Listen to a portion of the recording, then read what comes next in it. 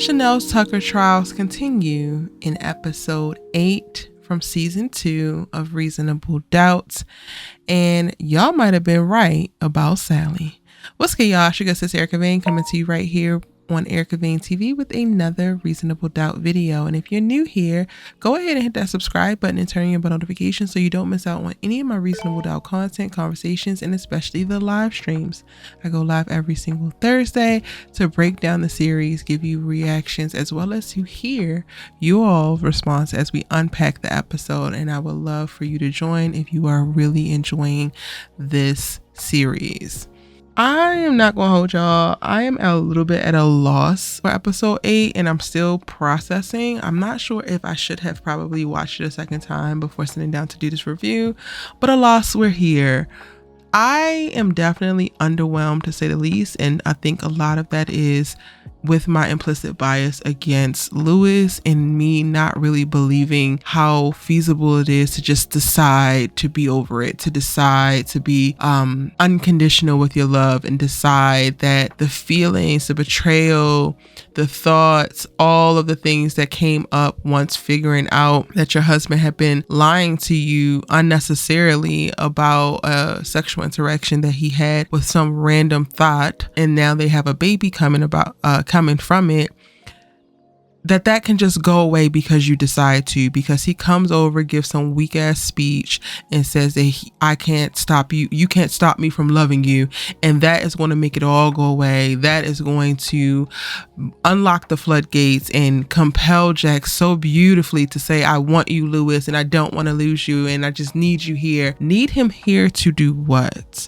Need him here to talk to his brother about you, who seemingly doesn't even like you. So in addition to you have this man working against you within this marriage, he also has his family now working against y'all. Because for me, the brother talking about, oh, Jax has already hurt Lewis once before, is nobody going to speak to how from the very beginning of their relationship, Lewis put her in a very trying position, forcing her to play down, forcing her sometimes to play dumb, forcing her to be less than, smaller than, dim her light so that he can, I guess, feel a little bit more comfortable within the circumstances, within the situation, within the space and the environment of their relationship. Because he's not going upside her head or yelling obscenities at her, then we're not going to account for that particular type of abuse. Or do we not even register that as abuse? I've really struggled with the brother having so much animosity for Jax. And yes, she had the moment with Damon, which is a lot more than you just falling in love with your felon side piece. Like, they actually had history that dated back for years and those feelings were there. But to basically hold that over Jax while excusing away Lewis having a whole baby, a whole break baby. I spent so much of this episode just not fully being able to compute what we were watching. So let me get this straight. Jax is the big bad wolf because she fell for a man that seemingly was confident when she first met him, but once she gets into a relationship with him, he is insecure and less confident than she is. He is on the climb, on the come up, as well as she is. However, she is seemingly advancing a little bit faster and is a little bit more ambitious within her career. When he decides to ask her for help in navigating some of the trials and the moments that are going to propel his career forward, he starts to resent her and kick back negative energy and attitudes because she points out the things that he can actually do better, and he looks at her and calls her too hard. When she bursts out his kids, he immediately wants her to get her sexy back and wants to be having sex regularly and decides to take her to a sex club because that's going to help them get the mojo back, and not that she actually needs help because she happens to have made partner at a very young age and then had 2 kids by your little peasy ass. Okay. When she is settled into the career, settled into the partnership, and the kids are older, we meet y'all during the course of a separation, not because she cheated on you, not because she broke up y'all's home, not because she no longer is able to contribute financially to the household, but because you resent her career and her success and how she feels about it, and you can't figure out another way to express your feelings and to get what you want or to communicate your needs other than to just leave the house and put her in a position where one of the kids start to hate her. And then during the course of that, your voyeurism pops up again, and she gets a little bit more demonized because she decides to have sexual relations with various people while y'all on a break that you prompted, by the way, to which she does not come back with a break baby, but you decide to go ahead and indulge in your feelings and in your sexual drive with some little random thought, and you do come back with a break baby, and all of this is Jax's fault. Is that correct, Lewis's brother? Is that correct, Lewis? Meanwhile, Lewis is getting drunk, feeling guilty, feeling shameful, and begging, please, please, please, please, please, please, please forgive me. However, Jax is the one who's the problem here. And y'all want me to root for this? Y'all want me to buy into Jax deciding to go ahead and get over it and not allowing the family to implode and not allowing the decoupling to happen because she needs to prove that she can actually facilitate unconditional love to a man who falsely looks like he might have given her unconditional love but did not. When I listen to Jax talk about how Lewis loves her unconditionally with the Damon thing, it's one thing to like save your life, and it's another to actually, because he can't fathom the mother of his kids dying, and it's another to love her unconditionally. If he actually loved her unconditionally how she believes, would we have met her in the middle of a Lewis punishment? Lewis leaving the house, going to go get a whole nother place, pretending as if he was the stable parent, pretending as he is the one that's trying to protect the family, and then allowing Spenser to demonize his mother and mistreat his mother along the way, all because of this separation, all tells me that he can't possibly love you unconditionally, because the condition is you love your job too much. I can only be here fully. I can only be here and be present if you drop back from what you love as it pertains to your career, if you dial back your ambition and focus more of your attention on me, focus more of your attention where I think it should be in reference to the kids, because I don't think that you're doing enough. That to me quite literally is the definition of conditional love. And honestly, this episode is really calling into question for me if I believe that conditional love is a problem. And I'm really having to sit with that. So I don't know if I actually have an answer to give y'all in this video, but on the surface level, I'm just like, no, I don't think the conditional love is a problem, because I think unconditional love opens people up to stay in circumstances that are completely toxic, completely problematic, and can be completely destructive to you as a person. I am not Jesus. Jesus loves us unconditionally. I'm gonna go have to put some conditions on my stuff. You're not going to be able to emotionally abuse me. You're not going to be able to mentally abuse me. You're not going to be able to physically abuse me. You're not going to be able to do any of those things to yourself and think that I'm going to stay in a circumstance, in an environment, pushing for that. I think that we fantasize and we romanticize the idea of unconditional love because it sounds good. But then when people get to wreaking havoc in your life and being completely destructive and being basically demons, menacing all up and through the circumstances that you guys created, what you hope would be a happy home, what you hope would be a full and lovely life, what you hope would be a wonderful family, and they start to enter other things that should have never been a part of the equation, I think that those conditions actually need to be considered. And unconditional love becomes a damn excuse for you to stay in abusive ass circumstances. Now, I did appreciate Jax speaking up in reference to Lewis coming home drunk in this episode, and her saying like, you continuously asking me to forgive you makes you feel better, but it doesn't do that for me. It basically just reminds me of the transgression, and I'm already struggling with figuring out if me staying and me being in this and me committing to you, recommitting to you every day and living it is actually the right decision. And if you can't take me forgiving you or my forgiveness by my actions and you need me to say it, then now you're actually putting me in a circumstance where I'm having to re-articulate things that I really shouldn't, and it's actually making it worse for me while it's supposedly making it better for you. Which speaks to Lewis's nature. Like, I think that Lewis has all of these great flowery words, but his actions point to something completely different. His actions point to exactly how selfish and self-centered Lewis is. I think that he likes the idea of family. I think that he likes the idea of presenting like a great father, but I think that he doesn't have all the tools to actually be the selfless, sacrificial, providing parent that he pretends to be. There's so much work to be done in reference to his self-esteem. There's so much work to be done in reference to his confidence. There's so much work to be done in reference to actually meeting the needs of your partner, i.e. Jax, and not just being what you deem as a prototypical good man or a prototypical good father, and that should be good enough for Jax.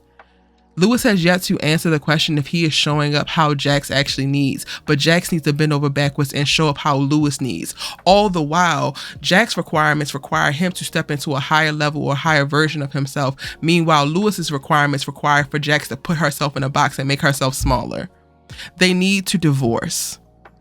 I get the whole wanting to save a marriage and wanting to push through and wanting to have black love persist, but then there's also times where your ass needs to go ahead and quit, and this is it. I don't see it. Nothing about this episode gave, oh my God, they're on a road to reconciliation. Oh my God, this is going to be great.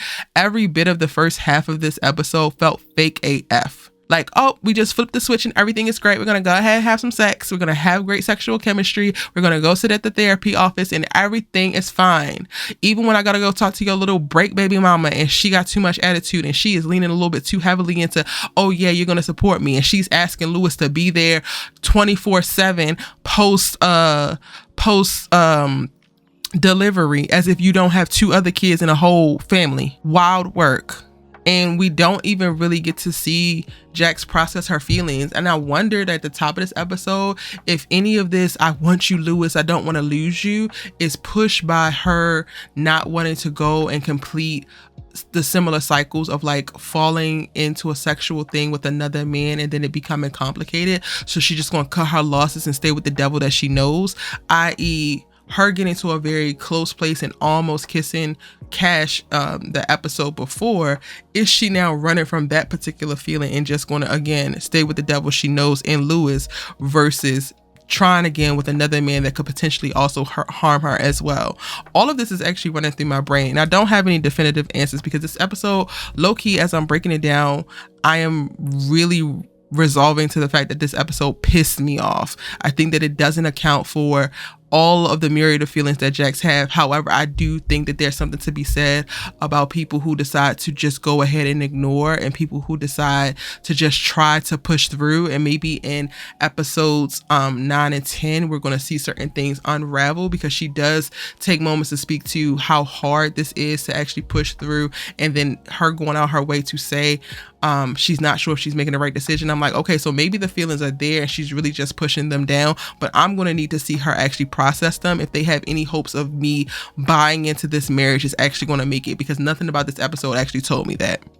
And the brother just made it worse. It's crazy because when we first saw him, I was like, oh, okay, he's giving Lewis advice on how to hide the cheating, but he also was like checking him like, why would you do this? And now I'm just like, the brother can go as well, because the way that men will band together and like, yes, he spoke to, oh, why would you have a break baby and you ain't right for that? And nobody actually needs you to be on Jax's side, but I do need men to better see how men require a little bit too much from women, especially as it pertains to playing small and being less just so that they can feel better about themselves, because that is emotionally and mentally taxing as well.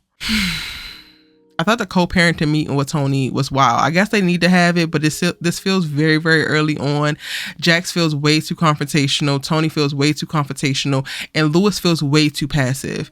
And it was wild listening to him say, I wish this baby would just go away. I know that's a very real sentiment, but for him to articulate it even while drunk, to me, is wild work. And I'm wondering, now, are we even going to see something happen to the baby so that she doesn't make it to full term? And I would hope that Jax isn't capable of that. It doesn't feel like Jax is capable of that, but this is reasonable doubt, and things happen and pop up out of anywhere. So I just wanted to make sure I spoke to that, even though I don't necessarily know how true or real that could possibly be within this universe. Now, aside from that, Lewis talking to Naima and saying getting a new family member is having someone new to love, and like that being steeped in his transgression and basically him planting the seeds of what he hoped will be the forgiveness and the acceptance that the kids have when they finally tell them about this new baby was wild work to me. And again, it just reiterates how Lewis has a very different narrative and an idea and a perception of himself, and he will do whatever he can to paint the narrative so that he actually looks good and he looks right and he looks so damn moral, because exactly what he told Naima is probably what he's also going to use to get this new break baby to go over well once they announce it to the kids, which is going to be absolutely wild work. Now, on the case side of things, we get to see Jax and Corey put up their witnesses, which they have quite a few. Sally winds up being low-key a bomb, and as many of y'all pointed out in previous lives, she definitely has something to do with it, because at the end of the episode, we get to see Shanelle call her like, yo, maybe we need to tell the truth because this is getting out of hand. And I don't necessarily know if I believe she did it, but I'm now starting to really believe like maybe it was one of the kids. But would Shanelle actually tell if it's one of the daughters? Maybe she would be more likely to be like, okay, cousin, just cop to it, versus her daughters. I totally believe that she would give her life for her daughter. So maybe it's not one of her daughters. Anyway, we got confirmation that the cousin is a little bit more involved, and we already knew that because of how erratic she had been behaving. And we also get to see the other homegirl that always like, what you gonna do? Like Allie says, pops up and finally visits Shanelle and gives her a little bit of affirmation that she desperately needs in this moment, especially after losing not necessarily a cellmate, but a next door cellmate in Baker. And that stuff starting to hit home of like, yes, I'm in prison and people die every day. I could totally see how that is something hard to endure. Shanelle actually had a lot going on with the defense's witnesses coming up and speaking, and some going really, really well, like the domestic violence expert, as well as the restraining order office clerk. I can't remember what her title actually was. Those went really well, but then Sally actually imploded their case. I'm not even gonna lie, her little erratic emotional ass did not actually help. Already created tension and additional conflict. But then Adrian pops up and he's proposing through the plexiglass, and I'm just like, sir, is this really how you wanted to do this? This is giving very weird, and we do not care if you lost everything. You should not have been playing around with little Mr. White Man who was robbing people blind and trying to set Shanelle up. And you should have known that you was never going to outsmart him and be able to put some in Chanel's name and get away with it. Like, your whole plan has seemed dumb from the very beginning, and you, like the child you are, fell right into it. Now, should Shanelle actually marry this man? I'm not even going to speak on it. I think that she really does love him. I love that she spoke to the fact of like, do you know how hard it was to trust you after Jamarion? Because I was like, this is something that I felt like was never really addressed. I don't know how she fell for somebody so quickly while still in a circumstance with JT, but her actually saying it was pretty much all I actually needed. And now I'm like, okay, I get that you love him. However, there's still a lot to consider, and can that boy actually take care of you? Can this boy actually be the type of man that you want? Do you even know the type of man that you want and the type of man that you need, leaving the relationship that you just had and going through this whole trial? Like, I'm not necessarily convinced that Adrian is it, regardless of how much he actually loves you. And I don't love that Jax and Corey kind of brushed their little interaction under the rug and they just decided to start working with one another again. I'm wondering how much of Corey's clear desire for Jax is pushing her to like double down with her family, like I mentioned early on. And I hope that we can unpack that a little bit more in my live stream. And I think that's pretty much it for the episode. Again, y'all, I was pretty underwhelmed. Oh no, actually it's not. I keep skipping over the damn prosecutor. Is her name Lucy? Her and Jax have a moment because their kids go to the same school and they pop up at the same event and they have their little cigarettes and they doing all of that. Jax is also able to get wind of the daddy popping up that she has been running from for a couple episodes now. And honestly, all of this giving me is that the prosecutor should not be prosecuting Shanelle as hard as she is. She should not be saying the things that she's saying in court while also being a woman who is basically at the beginning stages of where Shanelle was, and or has already made it out of where Shanelle was, and that man finally got out and now she is about to experience it again. Because yes, he's just popping up now, and yes, he's just making her uncomfortable, but this man very much so gets volatile. So you know what abuse looks like. And she goes as far as to talk to a friend and leading into this custody hearing and talks about how she has been lying to her son about what this man actually did and like trying to sanitize his record and sanitize what he did so that he can still have a hero and a father. Meanwhile, this man has done more. And it's like, so this man was knocking you upside your head, abusing you, whatever was going on, and you're the one going this hard against a woman who it was literally her life or his, and she decided to fight for her life. Diabolical work. And that's pretty much it, y'all. Those are my thoughts on episode 8 from season 2 of Reasonable Doubt. Let me know how you felt about the episode in the comment section down below. I'll be checking it out. And again, if you're watching this before Thursday evening, then be sure to tune in Thursday evening around 7 p.m. Eastern Standard Time to talk about Reasonable Doubt with your good sis. Thank you so much for watching. Give this video a like, and I'll see you in the next.